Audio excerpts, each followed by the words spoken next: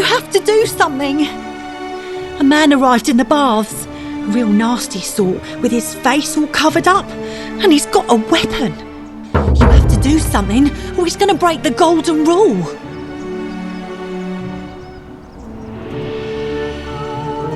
Thank you. He's still in there, somewhere. I have to hide. Find me in this empty shrine when it's over.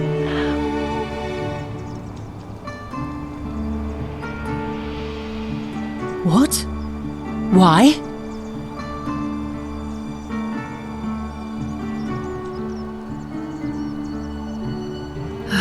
All right, fine. Come and find me in my bakery instead. Please be careful. Fabia, but now's not the time.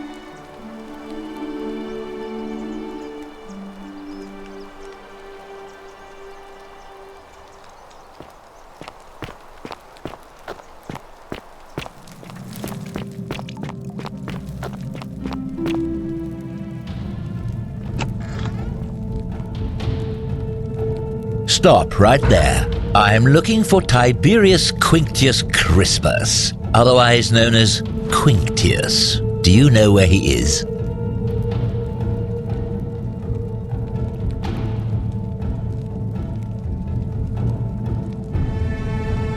Thank you. For your service to the Empire, I'll let you live for now, but you'd best make sure our paths don't cross again.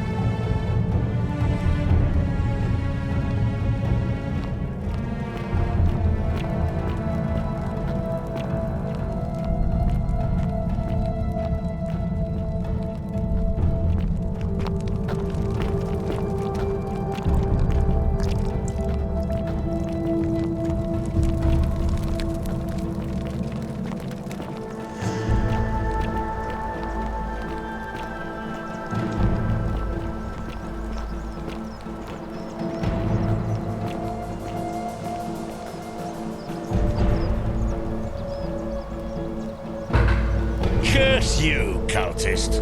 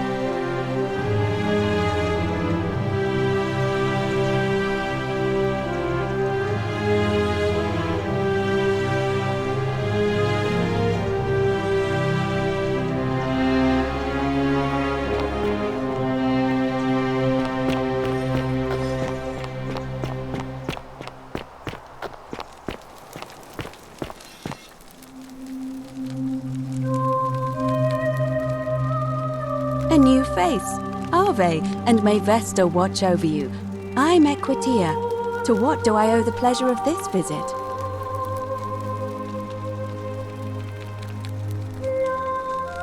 Oh my, I take it people are quite direct where you're from. I suppose it's quite charming in its own way. Usually, however, you wouldn't simply march up to a Vestal priestess and without due formality or courtesy ask, "What is your story?" The proper approach would be to arrange an introduction through a mutual acquaintance in high office, by which time you would already know how to address me. And then you would find a way to satisfy your curiosity rather more indirectly. But to be honest, I've often thought what an unnecessarily formal way to communicate that is. So, let's do it your way. You just keep being yourself and ask whatever you like. It'll be a refreshing change. You know, I'm not entirely sure. But what about you? How did you end up here?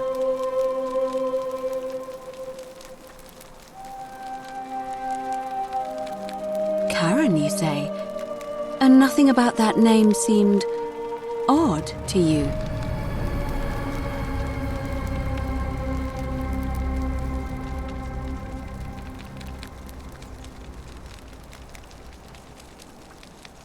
Why is that? The memes? What are the memes?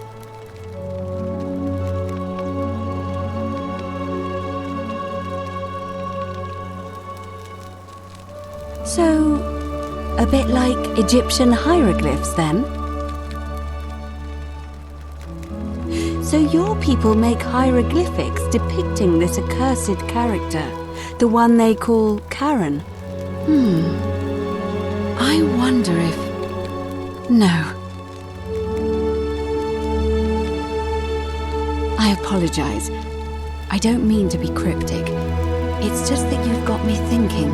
Have you spoken with any of the others about how they arrived here too? I really think you should.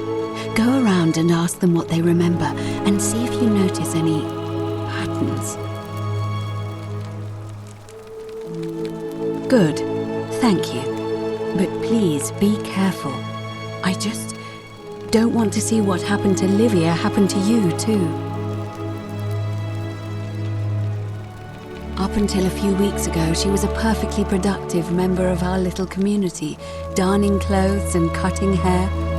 She was always so chatty, always seeking out newcomers and asking them where they were from and how they wound up here. And then, about a month ago, she suddenly changed. She withdrew, stopped working and became despondent, started muttering to herself. Galerius and I visited her to see how we could help, but she just looked at us with this haunted stare, called us bloodless shadows and told us we were ignorant of some pattern. Look, it could be unrelated. Perhaps she simply fell ill. Or, as Galerius suggested, the weight of the golden rule was too much for her. But there is a small chance that she learned something, saw a pattern nobody else saw, and that it broke her. I just don't want to see that happen to you. So be careful, will you? Thank you. Now, go and follow the thread of truth through this labyrinth and come back to me if you discover any patterns. Come back to me once you've acquainted yourself with the rest of our neighbors. Hello?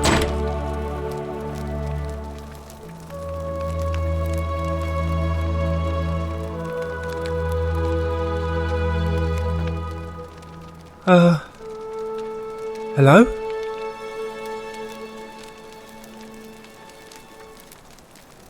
My name's Dooley. I live here now because I got in trouble and they said they had to lock me up. I don't know. I don't remember things so good. I think it's just because I was looking for treasure.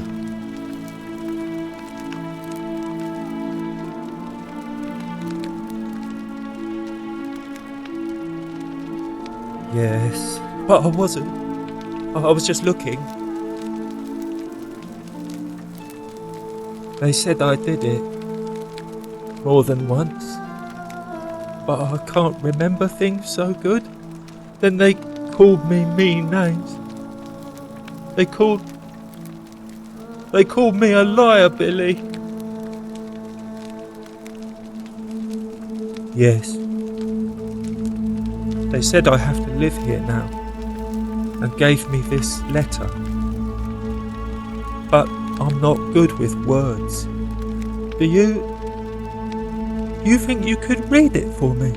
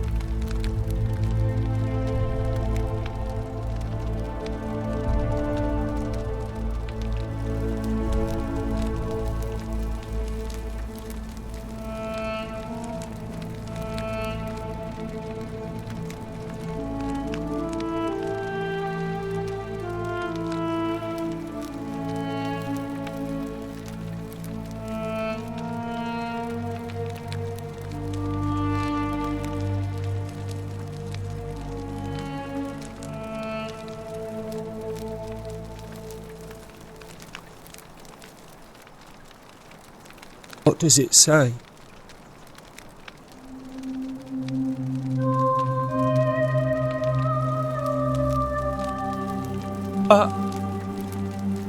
My treasure! My friend Hannibal used to look after me, and he said he always would. But then, he died. It was very sad. He said if anything ever happened to him, I had to find something very precious hidden away. He gave me this key and made me promise to keep it safe until I found the treasure. But I couldn't find it. All I remember is he said something about the cisterns, but when I went up to the high one, they put me in here. Now nobody looks after me, except my friend Galerius and Ek, the priestess lady. She's a nice lady.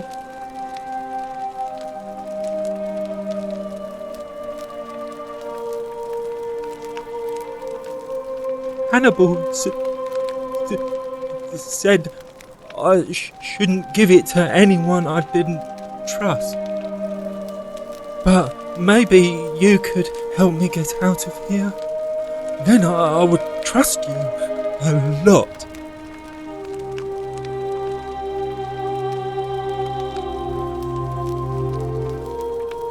Galerius already tried that. He said the magistrate wouldn't listen, no matter what.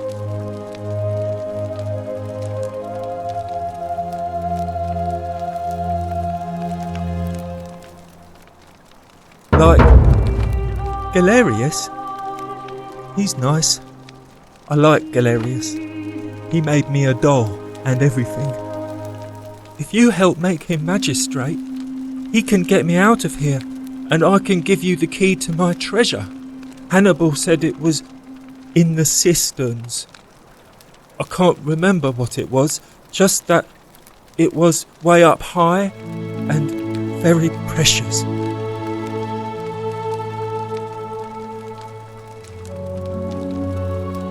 Bye-bye.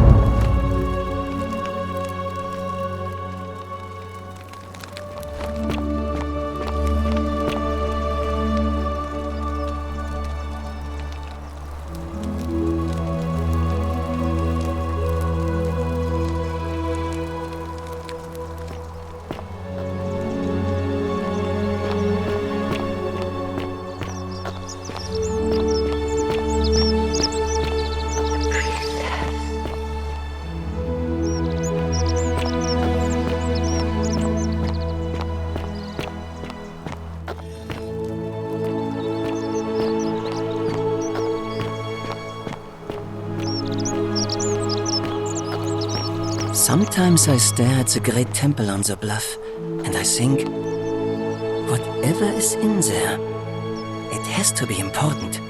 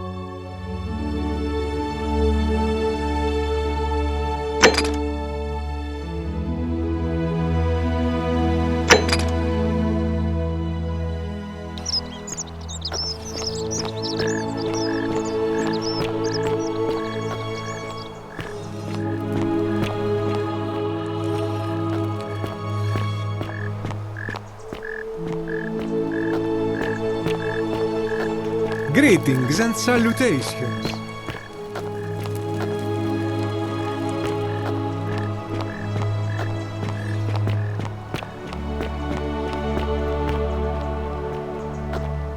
Are they?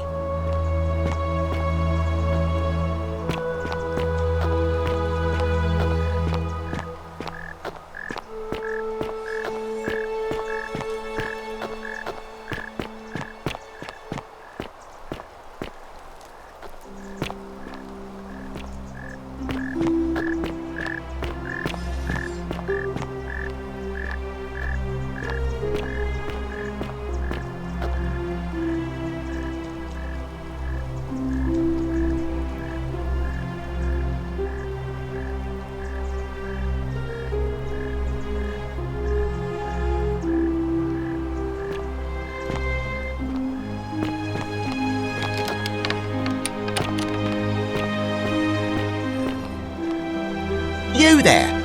I'm sorry to trouble you, but I couldn't help but notice that fine bow you're carrying. No idea how you managed to get your hands on it, especially in the light of our dear old magistrate's ban, but I'm impressed. And before you ask, no, I wouldn't dream of trying to buy it from you. I have no use for a wooden bow myself. But I would like to propose a joint business venture of sorts. Tell me, do you have any idea how people here end up as golden statues?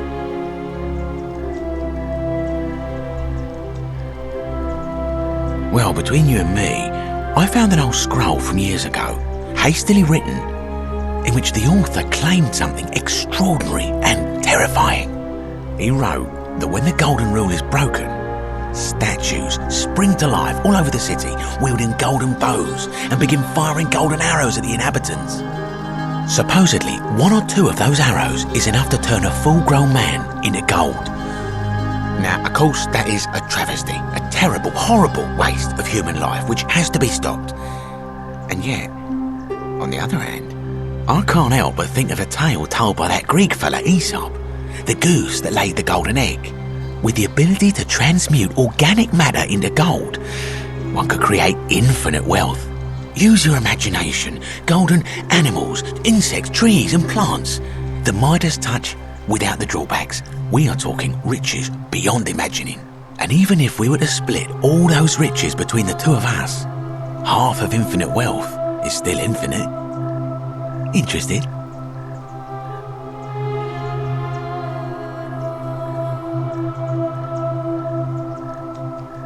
Excellent.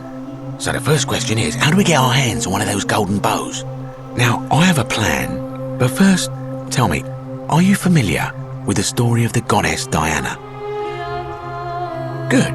Then none of this should be a surprise to you. Diana is our goddess of the hunt, the moon, and the underworld, depending on who you ask. The one thing priests and poets agree on is that she carried with her a golden bow and a quiver of golden arrows. And it just so happens that there is a shrine of Diana in this very forum, with a prominent statue of the goddess herself. And would you like to guess what she's holding in her hand? Precisely. I can't tell you how many hours I've a spent in that fellow temple traveller staring from at a it, faraway trying to figure out land. how to retrieve it without breaking you-know-what.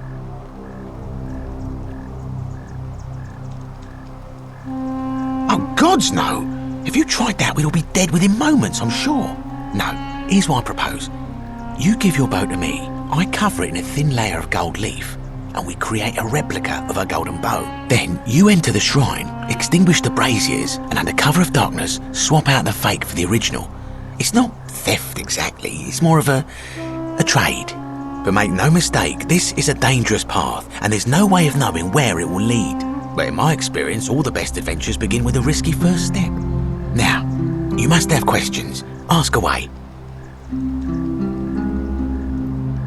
Because the gods would see you, of course, hence my proposal. I'm more of an ideas man, whereas you're obviously the more resourceful and heroic type. I have complete confidence in you. When Prometheus stole fire from the gods and became a hero to all mankind, do you think he was worried about the danger?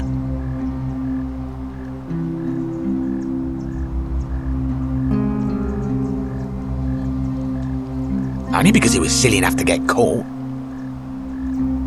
So, are you in, partner? Wonderful. Now, if you'll hand over your bow, I can get started applying a layer of gold leaf. This is a quality weapon. Now, bear with me for a moment. And here we are, a gold leaf bow.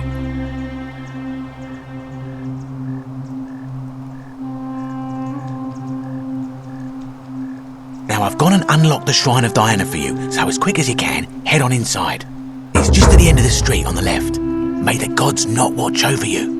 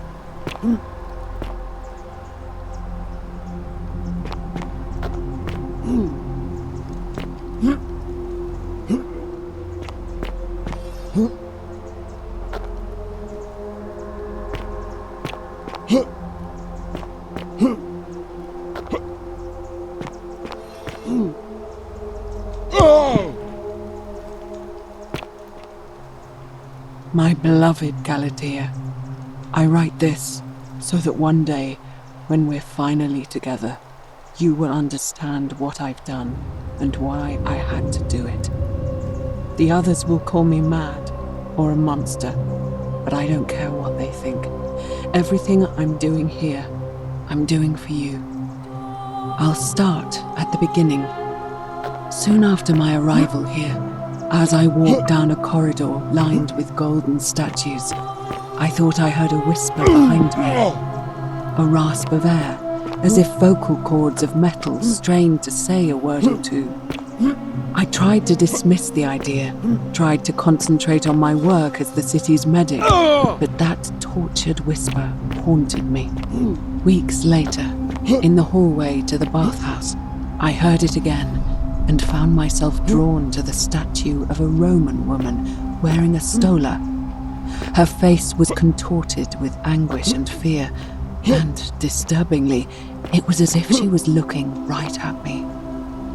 As I walked past her, I heard that strained whisper again, and turning back, I discovered that even though I had moved, she was still looking right into my soul. That was when it dawned on me. This was no statue. This was a woman trapped within that golden prison. Naturally, I told the others, but when I could not reproduce the results of my experiment, they would not believe me. But from that moment on, I knew the full horror of this place. Immobilized within these statues are living human beings. It was that day, my love, that my heart broke.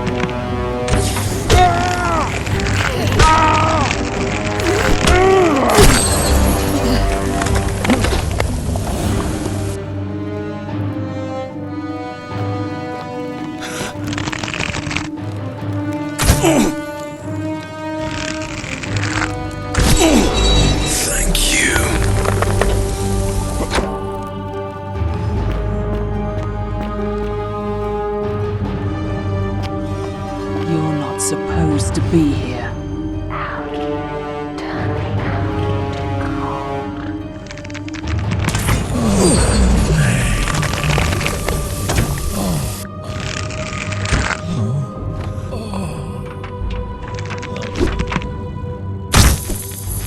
And it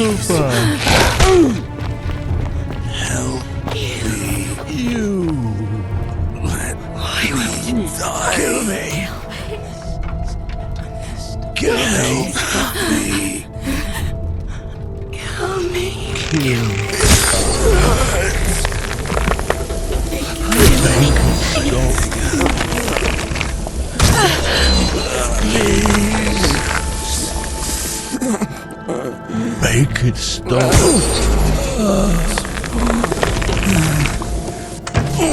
Thank you.